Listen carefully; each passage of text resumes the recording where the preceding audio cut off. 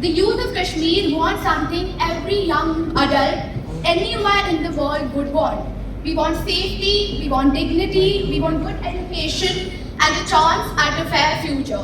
But the path we have to walk is miles harder than anyone else inside the world anywhere.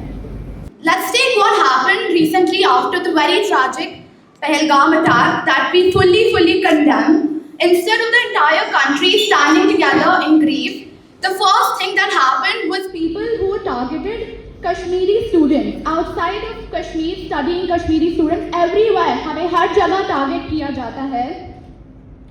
Mind you, this is not the first time. Every time something happens here in Kashmir, Kashmiri students are always targeted. Every student studying outside Kashmir, far from home, already anxious, already homesick, suddenly they become the easiest target. There's hate crimes against them, there's harassment, there's questioning, there's threats, and all for something they have nothing to do with, something that they fully condemn. And honestly, why should a Kashmiri student living in Punjab or Delhi or Bangalore be scared every time news breaks from home? Why should someone who has left their entire family, left their culture, left their comfort zone for an education suddenly have to worry about their safety just because where they come from, just because हम कश्मीर से आते हैं? This is what happens to us everywhere. Why should we have to be scared of our own classmates? Why should we have to be scared to go outside our hostels to get food? But here's the bigger question, and a question that most people do not ask. Why are our students studying outside of Kashmir in the first place? Why does a Kashmiri child, take me for example, I was 14 years old, I left Kashmir just to get a decent schooling. Why do our parents send us to Delhi, Bangalore, anywhere except our own homeland, just so we can get the quality of education that should have been available to us right here in our own homeland in Kashmir? And mind you, ladies and gentlemen, this is a drain of our own economy. We say that we don't want to be dependent on Delhi, we do not want to be reliant on Delhi. We say we want empowerment, we want dignity, we want rights. But empowerment begins with strong institutions, and that is exactly what we do not have here in Kashmir. Let's be honest with ourselves today.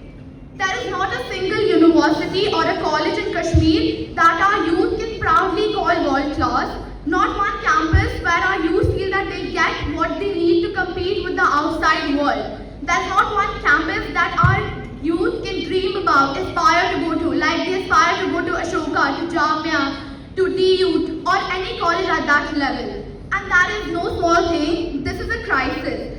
It is said that when a society's youth cannot study with safety and dignity inside their own land, the society's future becomes insecure. Our businessmen, our entrepreneurs, they want to invest in it. They also suffer. But the process itself, it is so complicated, so discouraging and filled with so much red tape that many of them simply just give up. Why should starting a college or a university in Kashmir feel like an impossible task? Why can't we have private universities like we have in many other states of India? We have in Haryana, we have in Mumbai, we have in Delhi, we have in Punjab. Why can't we have research parks, design schools, world-class hospitals attached to medical colleges? And beyond universities, why can't we even have schools to match the quality of education the students get outside of Kashmir? We need strong ICSE schools, IB board schools, Cambridge board schools, the kind of schools that give our children global exposure and prepare them for the world outside for top universities and for top jobs.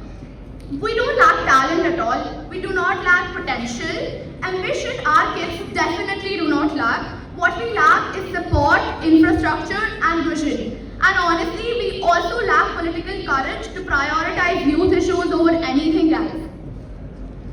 And that's why we talk about solutions which are not fantasies but practical, achievable solutions that can genuinely change our reality. We need truly world-class universities in Kashmir. We need things to be eased out for our businessmen so that they can invest in universities and in colleges. We need scholarship systems and career counseling, real academic support. And also one very important and last thing is that we need to recognize that the Kashmiri youth suffer and carry an emotional and psychological burden which is very unique, and our schools and colleges must have real mental health support for our youth.